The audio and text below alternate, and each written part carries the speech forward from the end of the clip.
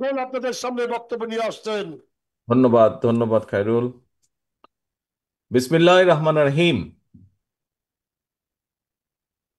নওগাঁ জেলা দ্বিবার্ষিক সম্মেলন উপলক্ষে আয়োজিত আজকের এই সম্মেলনের অনুষ্ঠানের সম্মানিত সভাপতি জনাব রেজু, মঞ্চে উপস্থিত স্থায়ী কমিটির সম্মানিত সদস্য জনাব ইকবাল মাহমুদ, উপস্থিত নওগাঁ জেলা বিএনপির নেতৃবৃন্দ, উপস্থিত আমাদের সাংগঠনিক বিভাগের সাংগঠনিক নেতৃবৃন্দ, ঢাকা এক সময়ের ঢাকা মহানগরী দায়িত্বে নিয়োজিত জনাব বীর মুক্তিযোদ্ধা জনাব আব্দুল সালাম সহ আমার সামনে উপস্থিত নওগাঁ জেলা বিএনপির কাউন্সিলর বৃন্দ এবং সাথে অঙ্গ ও সহযোগী সংগঠনের প্রিয় নেতাকর্মী ভাই ও বোনেরা, আসসালামু আলাইকুম।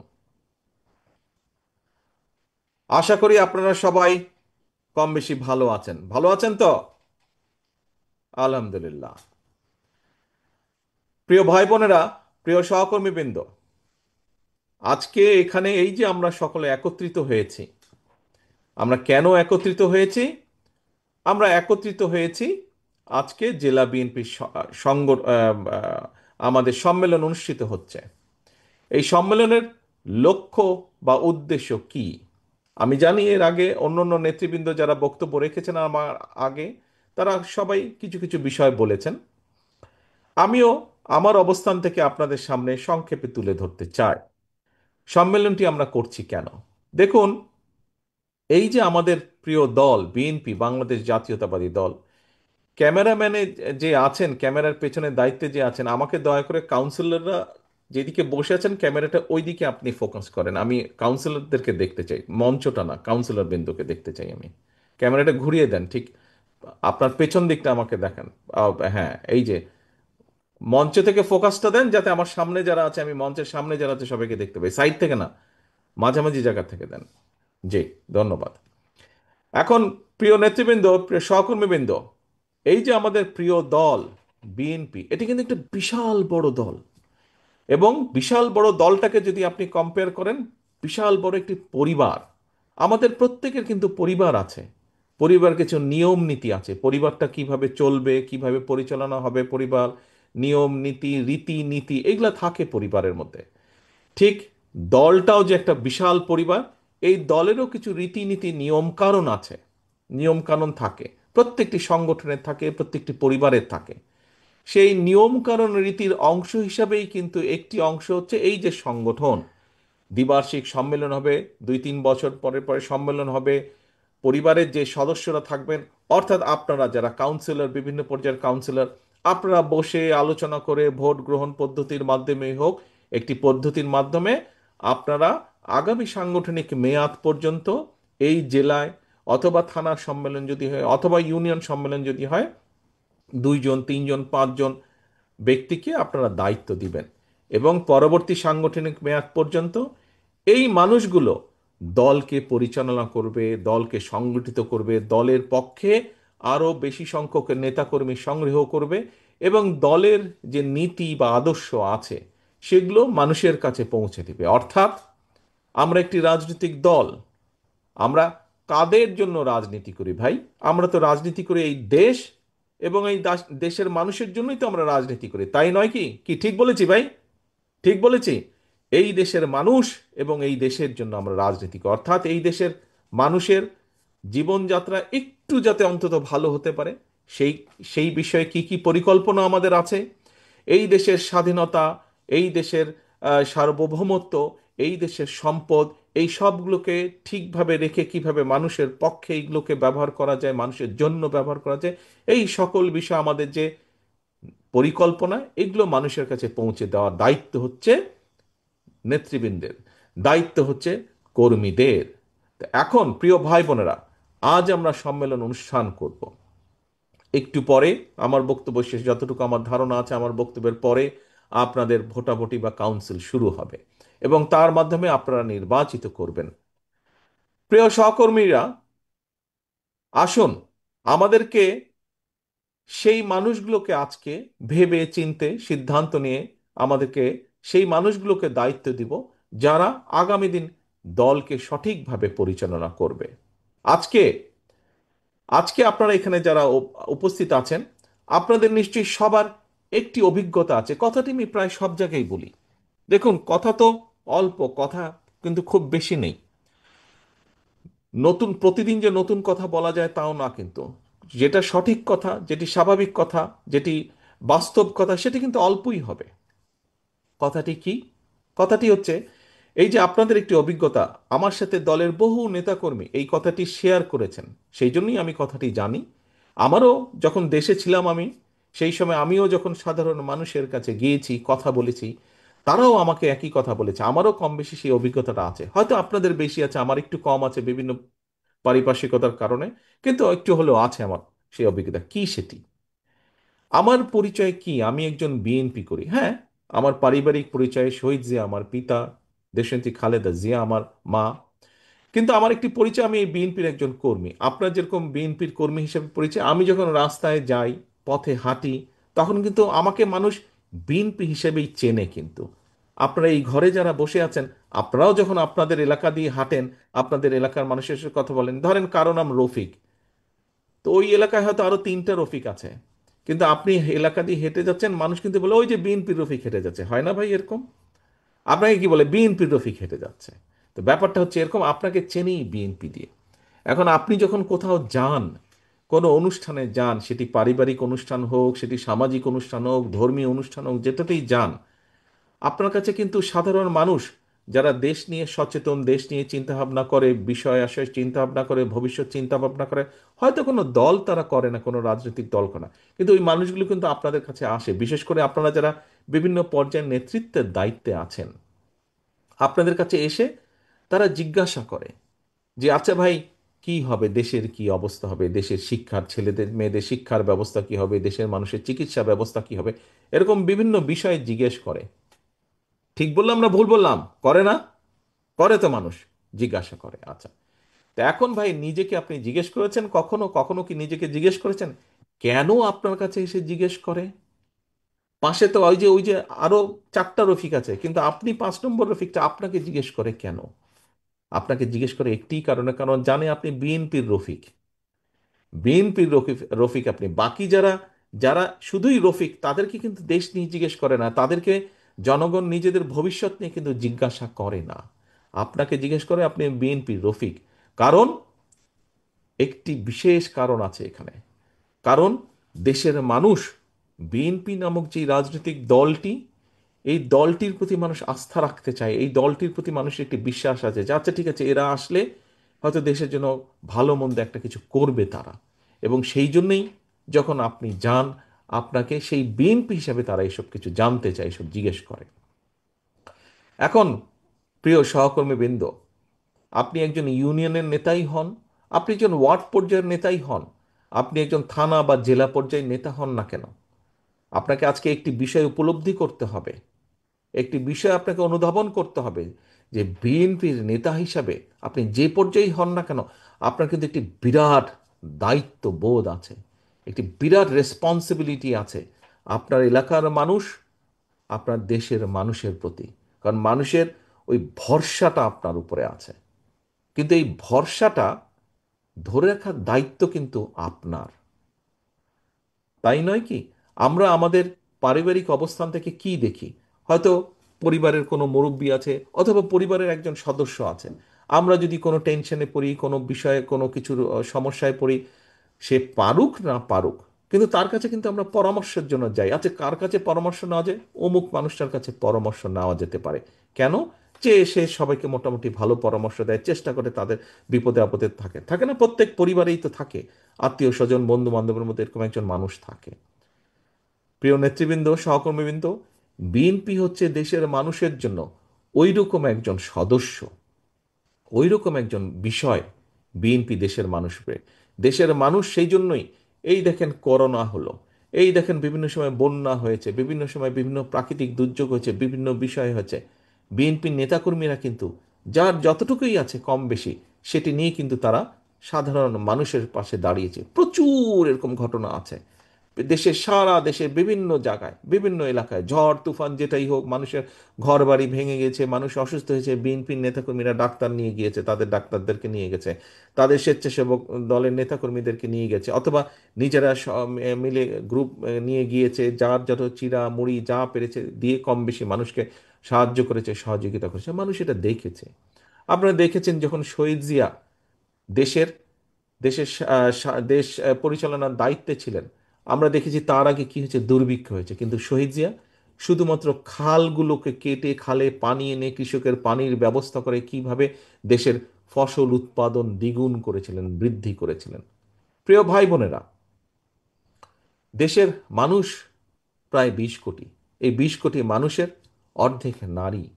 এখন এই অর্ধেক জনসংখ্যাকে রেখে রেখে পিছনে রেখে কিন্তু আমরা দেশকে সামনে নিতে পারবো না। এবং একটি জাতিকে যদি সামনে এগিয়ে নিয়ে যেতে হয়, অন্তত বেসিক শিক্ষা ব্যবস্থাটা নিশ্চিত করতে হবে। আমরা কি দেখেছি দেশনেত্রী খালেদা জিয়ার সময়, এই অর্ধেক যে নারী সমাজ, এই নারী সমাজ যাতে শিক্ষার আলো থেকে বঞ্চিত না হয়, আমরা দেখেছি দেশনেত্রী খালেদা জিয়া নারীদের দ্বাদশ শ্রেণী পর্যন্ত নারীদের শিক্ষা ব্যবস্থা উনি বিনামূল্যের ব্যবস্থা করে দিয়েছিলেন, যাতে মেয়েরা বিনামূল্যে পড়ালেখা শিখতে পারে।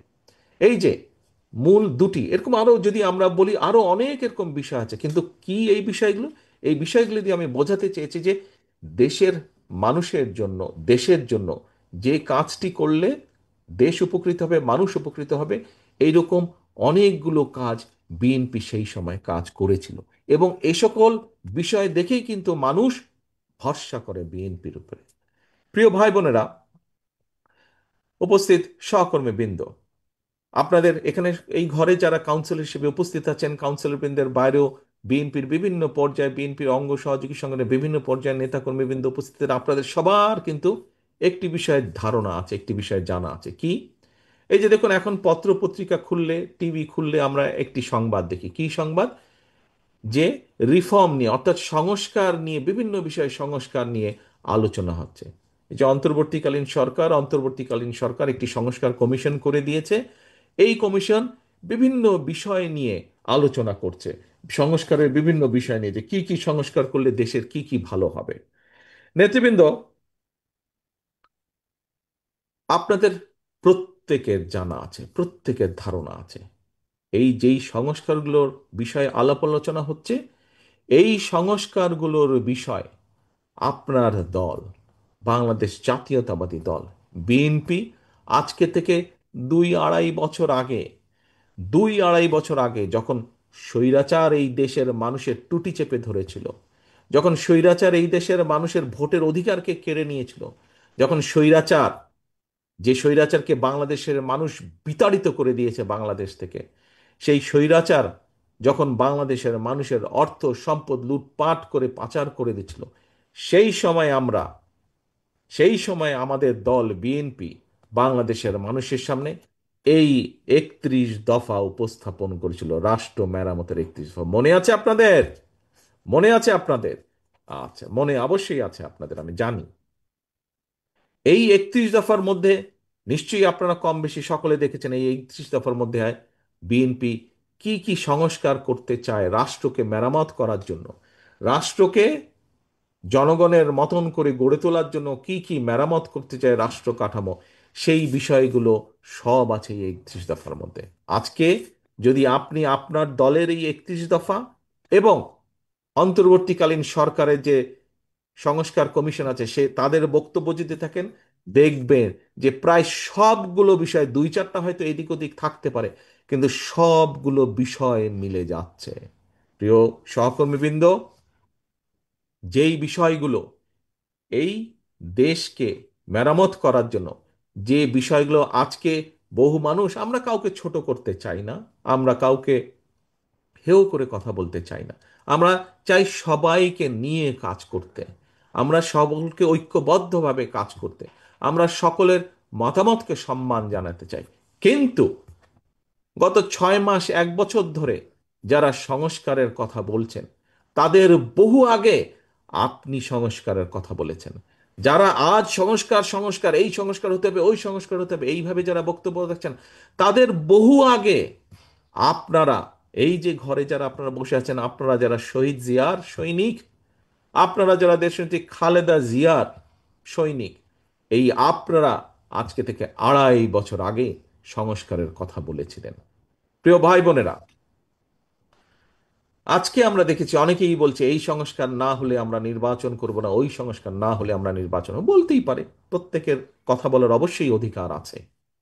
কিন্তু চিন্তা করে দেখুন, বিএনপি এবং বিএনপির সাথে যেই রাজনৈতিক দলগুলো, আমরা অনেকগুলো রাজনৈতিক দল, তাদেরকে সাথে নিয়ে আমরা এই 31 দফা দিয়েছিলাম। আমরা কোন সময় দিয়েছিলাম বলেছি আপনাদের সামনে, আমি আপনাদেরও পরিষ্কার মনে আছে। কেন আমরা সেই সময় দিয়েছিলাম এই 31 দফা বলেন বা এই সংস্কার কর্মসূচি কেন দিয়েছিলাম? কারণ বিএনপির দেশ পরিচালনা করার অভিজ্ঞতা আছে। বিএনপির অভিজ্ঞতা আছে বিএনপির অভিজ্ঞতা আছে এই দেশের খাদ্য উৎপাদন কিভাবে দ্বিগুণ করতে হয়। বিএনপির অভিজ্ঞতা আছে কিভাবে এই দেশের নারী সমাজকে শিক্ষার আলোয় আলোকিত করে দিতে হয়। বিএনপির অভিজ্ঞতা আছে কিভাবে এই দেশের লক্ষ কোটি শ্রমিককে বিদেশে কর্মসংস্থানের ব্যবস্থা করে দিতে হয়। বিএনপির অভিজ্ঞতা আছে কিভাবে এই দেশে শিল্প কলকারখানা তৈরি করতে হয় বা তৈরি করা যেতে পারে এবং তার মাধ্যমে কর্মসংস্থানের ব্যবস্থা করা যেতে পারে। প্রিয় ভাই বোনেরা, আমরা এই দেশের মানুষের কল্যাণ চিন্তা করি বলেই আমরা এই দেশের কল্যাণ চিন্তা করি বলেই বিএনপির মতন একটি রাজনৈতিক দল আজ না, আজ থেকে 2.5 বছর আগে এই সংস্কার অর্থাৎ রাষ্ট্রকে কিভাবে, কারণ আমরা দেখছিলাম কিভাবে এই দেশের স্বৈরাচার, যেই স্বৈরাচারকে বাংলাদেশের মানুষ, আবাল বনিতা বৃদ্ধ, নারী পুরুষ, রিক্সা চালক, সিএনজি চালক, একজন ডাক্তার, একজন শিক্ষক, একজন লয়ার সহ বিভিন্ন শ্রেণী পেশার মানুষ, মহিলা শিশু সহ সকলের রাজপথে নেমে এসে যেই স্বৈরাচারকে আমরা বিতাড়িত করেছি এই বাংলাদেশ থেকে, সেই স্বৈরাচারের সময় আমরা দেখেছি কিভাবে আমাদের রাষ্ট্র কাঠামোর প্রত্যেকটি সেক্টরকে ধ্বংস করে দেওয়া হয়েছে। এবং বিএনপির অভিজ্ঞতা আছে কিভাবে দেশ গড়তে হয়। সেজন্যই বিএনপি বুঝতে পেরেছে যে এই যে স্বৈরাচার পালিয়ে গেছে, সে কিভাবে প্রত্যেকটি সেক্টরকে, শিক্ষাক্ষেত্র বলুন, স্বাস্থ্যক্ষেত্র বলুন, অর্থনৈতিক বলুন, বিচার ব্যবস্থা বলুন, আইন শৃঙ্খলা বাহিনীর কথা বলুন, প্রত্যেকটি সেক্টরকে কিভাবে তারা নিজেদের স্বার্থ বজায় রাখার জন্য ধ্বংস করে দিয়েছিল। দেশের স্বার্থে চিন্তা করেনি, চিন্তা করেছিল তাদের শুধু নিজেদের রাজনৈতিক স্বার্থ।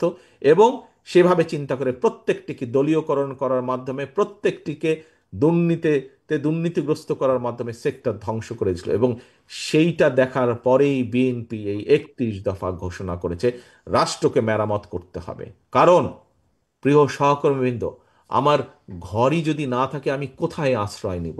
কাজেই এই বাংলাদেশ যদি ঠিক না থাকে তাহলে এই কোটি কোটি মানুষ কোথায় যাবে?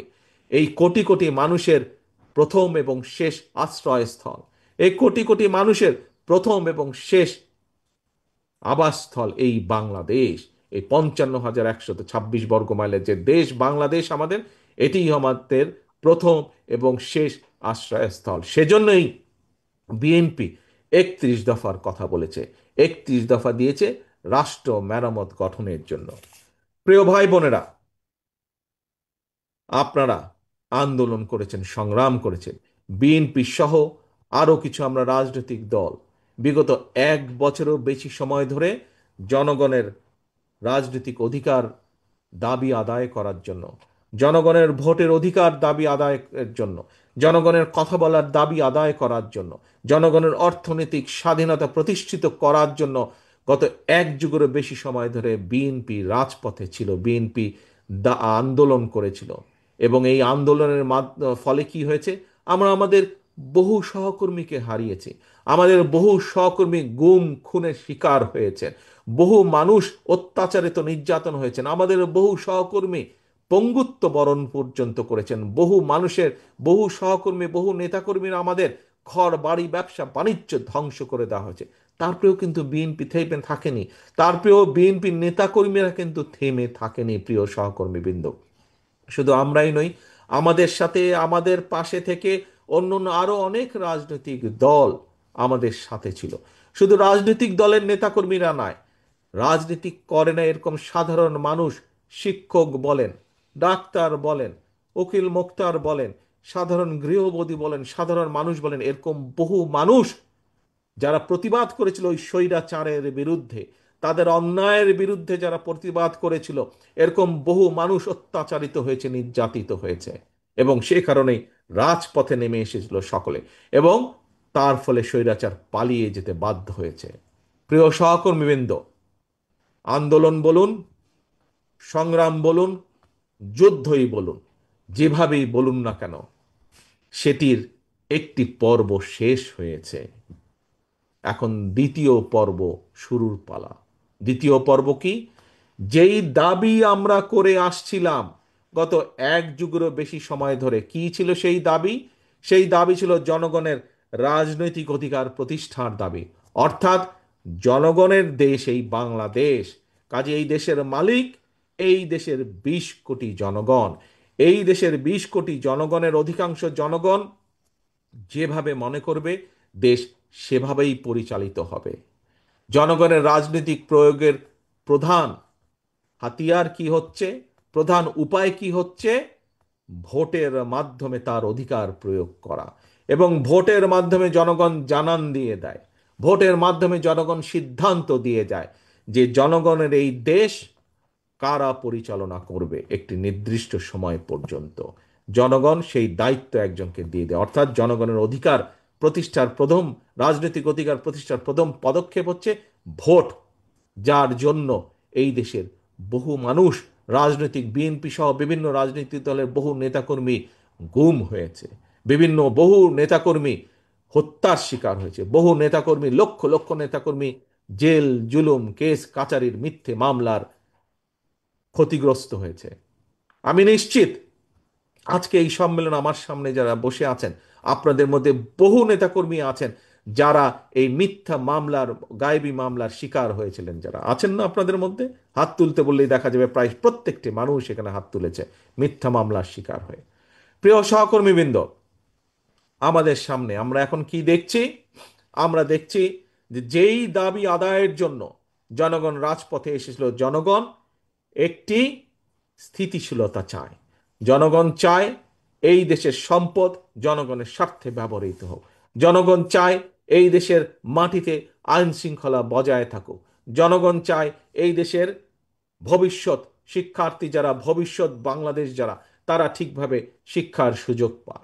জনগণ চায় এই দেশের মানুষ মিনিমাম তাদের স্বাস্থ্য সেবা পায়।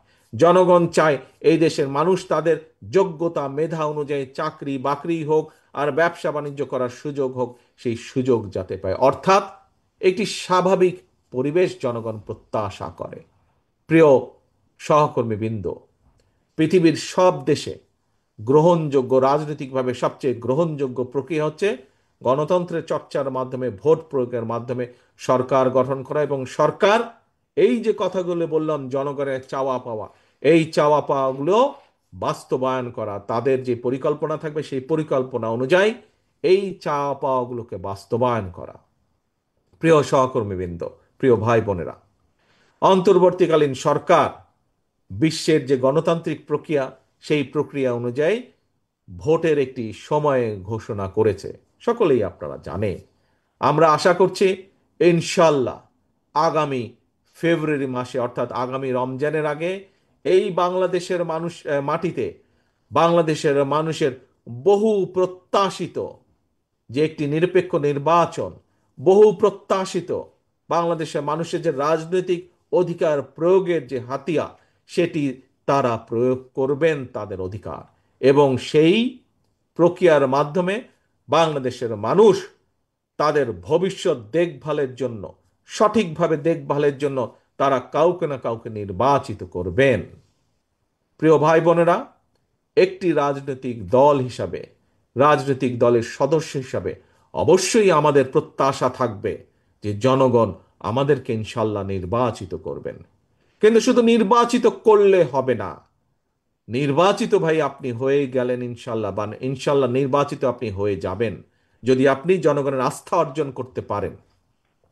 জনগণের আস্থা, জনগণের বিশ্বাস ধরে রাখার মাধ্যমে জনগণের আস্থা, জনগণের বিশ্বাস অর্জন করার মাধ্যমে আপনি ইনশাল্লাহ হয়তো জিতে গেলেন, কিন্তু তার পরের বিষয়গুলো কিন্তু আরো গুরুত্বপূর্ণ, তার পরের বিষয়গুলো কিন্তু আরো কঠিন, তার পরের বিষয়গুলো কিন্তু আরো অনেক অনেক বেশি প্রয়োজনীয়।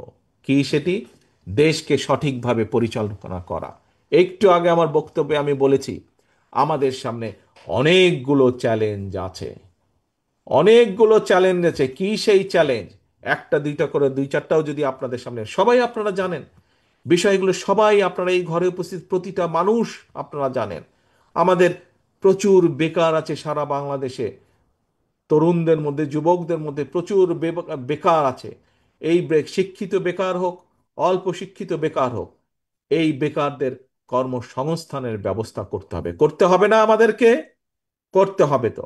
আমাদের নদী নালা খাল বিলগুলো শুকিয়ে গেছে।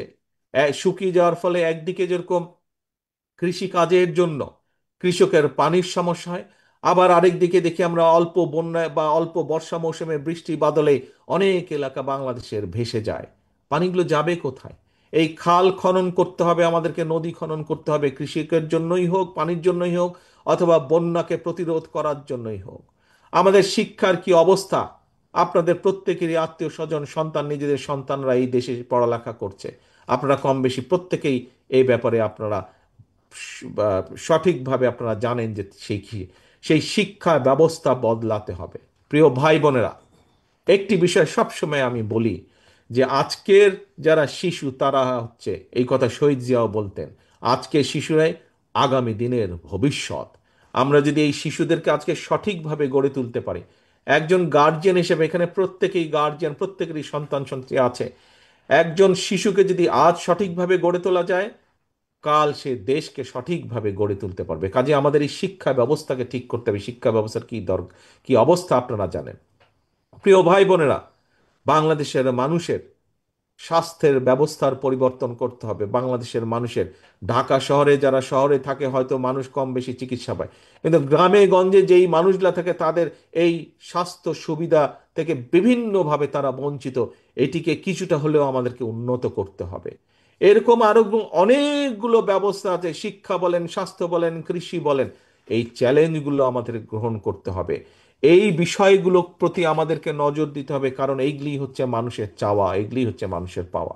এখন ভাই বোনেরা, সহকর্মীবৃন্দ, কেন আমি এই কথাগুলো আপনাদের সামনে তুলে ধরছি এটা আপনারাও বুঝতে পারছেন। কারণ ওই যে প্রথমে বলেছি, বাংলা আপনি যখন যান আপনাকে সে জিজ্ঞেস করে ভাই কি হবে, দেশের কি হবে, অর্থাৎ জনগণ আপনাদের কাছে জানতে চায়, বিভিন্ন পর্যায় থেকে জনগণ জানতে চায়।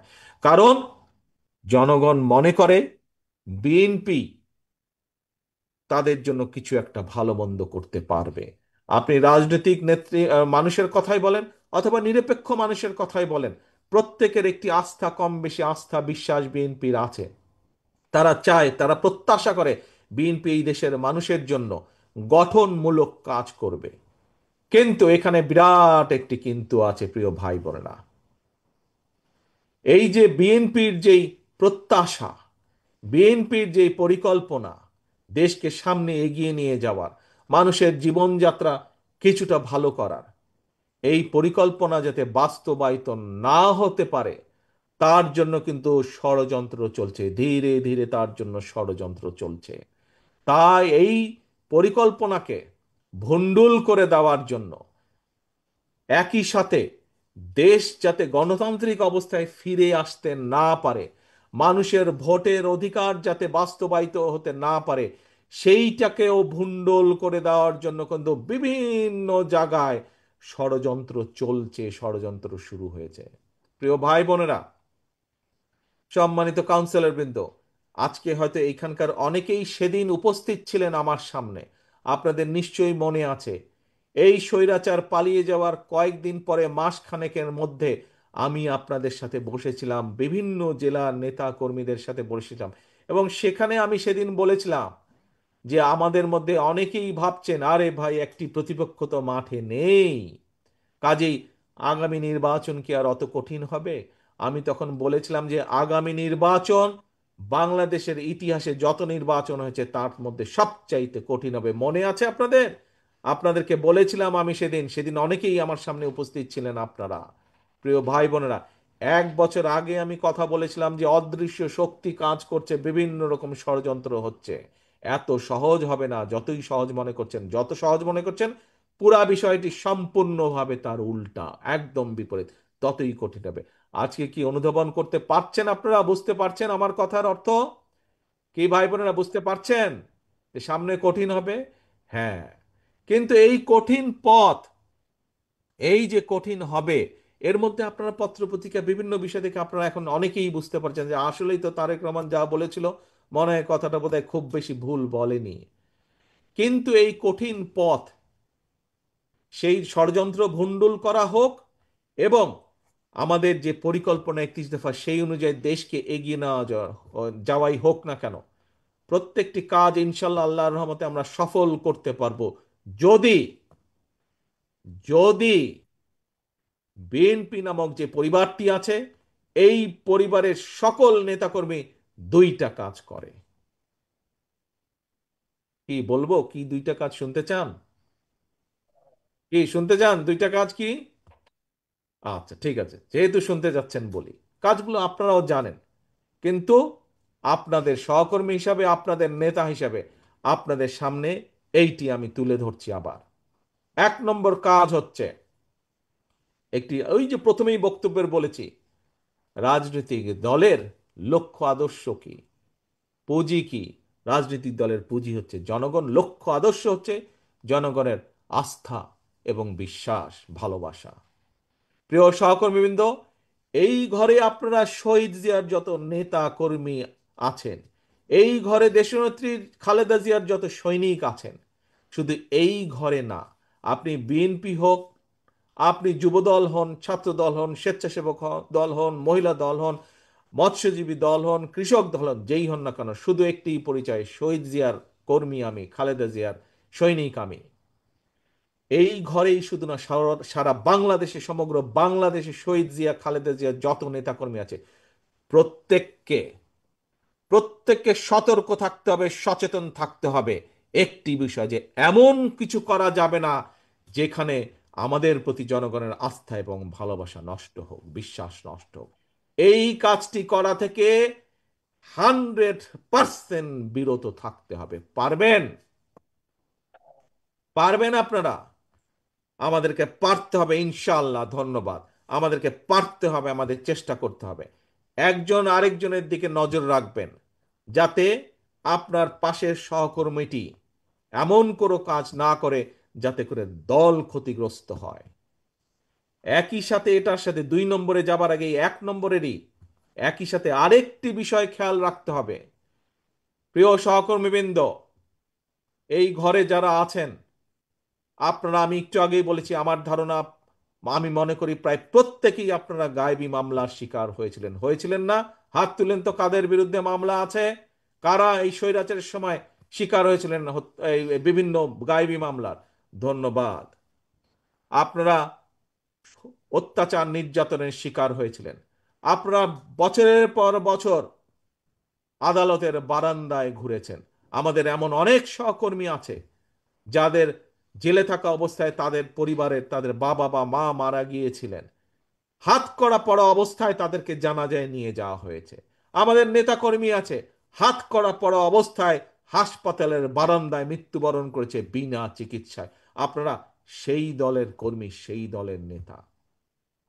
60 লক্ষ নেতাকর্মী আমার, যাদের বিরুদ্ধে গায়েবী মামলা, মিথ্যে মামলা ছিল। প্রিয় ভাই বোনেরা, 1 নম্বরের প্রথম কথাটি বলেছি, প্রত্যেককে আমাদের সচেতন থাকতে হবে, আমাদের দ্বারা যাতে এমন কোনো কাজ না হয়। শুধু নওগাঁ না, 64টি জেলার 872,000 গ্রামের প্রত্যেকটি নেতাকর্মীকে সচেতন থাকতে হবে, এমন কাজ যাতে না হয় যাতে করে দল ক্ষতিগ্রস্ত হয়, জনগণের আস্থা বিশ্বাস নষ্ট হয়। একই সাথে আপনাদেরকে খেয়াল রাখতে হবে, মামলা আপনারা খেয়েছেন স্বৈরাচারের সময়, অত্যাচার নির্যাতনের শিকার আপনারা হয়েছেন। আপনার বাড়িতে রাতের অন্ধকারে ওই হেলমেট বাহিনী, হাতুড়ি বাহিনী আর দলীয় পুলিশ দিয়ে অত্যাচার নির্যাতন করা হয়েছে। প্রিয় সহকর্মীবৃন্দ, আল্লাহ চায় তো ইনশাল্লাহ সামনে আপনি দেশ পরিচালনা করবেন, জনগণের জন্য কাজ করবেন। আপনি হয়তো ইনশাল্লাহ আল্লাহ চাইলে আল্লাহর রহমতে এই দেশের জনগণের সমর্থনে আপনি সরকার গঠন করবেন। আপনার পিছে কিন্তু এখন অনেক ঘুঘু ঘুরঘুর ঘুরঘুর ঘুরঘুর করছে। এই ঘুঘুদের প্রতি খেয়াল রাখতে হবে। এই ঘুঘুরা কারো না। এই ঘুঘুরা শুধু নিজের স্বার্থ বুঝে। তারা আসবে, তারা আপনাকে ব্যবহার করবে, তারা আপনার সুনাম নষ্ট করবে, নিজেদের স্বার্থ অধিকার করবে। তারা দলের সুনাম নষ্ট করবে, নিজেদের স্বার্থ অধিকার করবে, আবার সুসুর করে দুঃসময় দেখলে তারা পালিয়ে যাবে। এই ঘুঘুরা যাতে আসতে না পারে, এই দলের স্বার্থকে নিজের স্বার্থে ব্যবহার করার জন্য সুযোগ না পায়, এই খেয়াল আপনাদেরকে রাখতে হবে। পারবেন? পারবেন এই ঘুঘুদেরকে দূরে রাখতে? এই ঘুঘুরা শুধু নিজেদের, এরা কারো না। এই ঘুঘুদের প্রতি সতর্ক দৃষ্টি রাখতে হবে। আসুন সহকর্মীবৃন্দ, এবার দ্বিতীয় পয়েন্টটা বলি।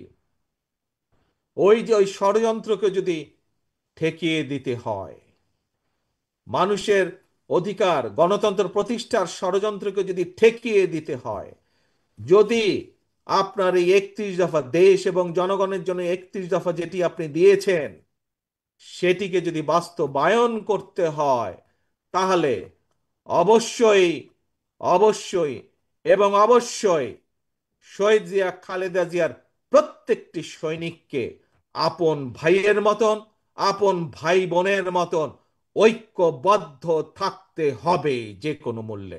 পারবেন? কে ভাইরা, পারবেন না কে? এই রে দুর্বল, একদম হাত তুলে বলতে পারে না পারবো। জোরে বলেন পারবো ইনশাল্লাহ। প্রতিজ্ঞা করেন আল্লাহর নামে যে ইনশাল্লাহ আমরা ঐক্যবদ্ধ থাকতে পারবো। ধন্যবাদ সকলকে। এখন প্রিয় ভাই বোনেরা, তাহলে এই আজকের যে সম্মেলন, এই সম্মেলন নওগাঁ জেলার যে বিএনপি সম্মেলন, এই সম্মেলনের মাধ্যমে, এবং আরেকটি জিনিস খেয়াল রাখতে হবে, 1 নম্বরে যেই বিষয়গুলো বলেছি, আপনার এখানে বিএনপির নেতা কর্মী সবাই, অর্থাৎ মূল সংগঠনের, আমাদের আরো অনেকগুলো অঙ্গ এবং সহযোগী সংগঠন আছে, তাদের সকলের গার্জিয়ান আপনারা। বুঝেন তো নাকি? এটা তো বোঝেন আপনারা গার্জিয়ান বিএনপি হিসাবে। গার্জিয়ান হিসাবে আপনাদের দায়িত্ব থাকবে সকল অঙ্গ এবং সহযোগী সংগঠনের যে নেতাকর্মী আছে তাদের প্রতিও নজর রাখা, যাতে তাদের মধ্যেও কেউ এমন কোনো কাজ করতে না পারে যাতে জনগণের আস্থা এবং বিশ্বাস নষ্ট হয় বিএনপির প্রতি। এইটি গার্জিয়ান হিসাবে আপনাদেরকে এই দায়িত্ব পালন করতে হবে। এখন প্রিয় ভাই বোনেরা, ভোটের টাইম হয়ে যাচ্ছে, অনেক লম্বা কথা বলে ফেলেছি আমি। আসেন, আজকের এই যে সম্মেলন, এই সম্মেলনেতে একটি লক্ষ্য উদ্দেশ্য কি, আমরা ঠান্ডা মাথায় সুন্দর করে বিবেচনা করে আমরা আগামী সাংগঠনিক মেয়াদ পর্যন্ত কারা নওগাঁ জেলায় দল পরিচালনা করবেন তাদেরকে আমরা দায়িত্ব দিব। আজকে এখানে টোটাল কতজন দেখলাম?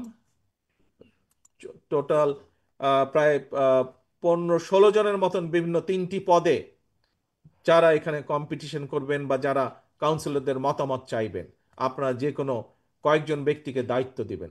এটি হচ্ছে আজকে আমাদের যেমন মূল বিষয়। একই সাথে আসুন আমরা তাহলে দুটি বিষয় আজকে এখানে প্রতিজ্ঞা করি। এক, যে কোনো মূল্যে নওগাঁ জেলার নেতা কর্মীরা আপন ভাই ভাইয়ের মতন, আপন ভাই বোনের মতন ঐক্যবদ্ধ থাকবে। এক।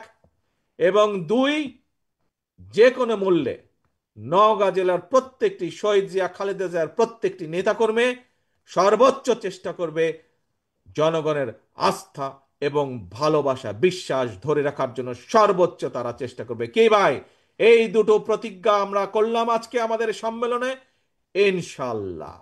প্রিয় ভাই বোনেরা, পরিশেষে আমি আজকে যে নির্বাচন পরিচালনা কমিটির প্রত্যেকটি সদস্যকে আজকের এই পর্যন্ত যে সুন্দরভাবে অনুষ্ঠানটি সম্পন্ন হয়েছে তার জন্য তাদের সকলকে আন্তরিকভাবে ধন্যবাদ জানাতে চাই। এবং আমি প্রত্যাশা করব এতক্ষণ সুন্দরভাবে যেভাবে এই অংশটি পরিচালিত হলো বা সম্পন্ন হলো, আমাদের পরবর্তী যে সম্মেলনের অংশ সেটি ইনশাল্লাহ সফলভাবে পরিচালিত হবে, সফলভাবে সম্পন্ন হবে। প্রিয় ভাই বোনেরা, সম্মেলনের সার্থকতা সফলতা কামনা করে এবং এবং আপনারা হাত তুলে আল্লাহর নামে যে দুটি প্রতিজ্ঞা করলেন, দলকে ঐক্যবদ্ধ রাখার এবং দলের প্রতি জনগণের আস্থা এবং বিশ্বাসকে ধরে রাখার যে দুটি প্রতিজ্ঞা করলেন, আপনারা অক্ষরে অক্ষরে সেই দুটি প্রতিজ্ঞা পালন করবেন, এই প্রত্যাশা রেখে আমি আমার বক্তব্য শেষ করছি। আল্লাহ হাফেজ। বাংলাদেশ জিন্দাবাদ। বাংলাদেশ জাতীয়তাবাদী দল জিন্দাবাদ।